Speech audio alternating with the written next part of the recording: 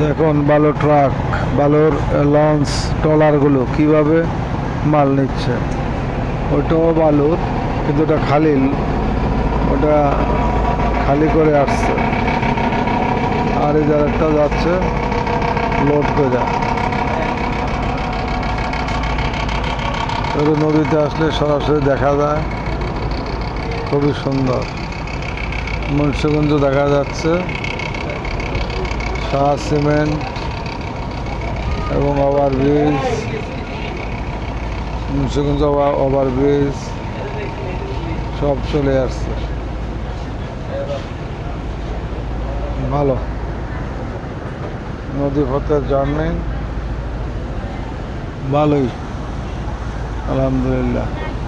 ওই দূরে একটা পিল্লা দেখা যাইতেছে, সুন্দর একটা বাড়ি।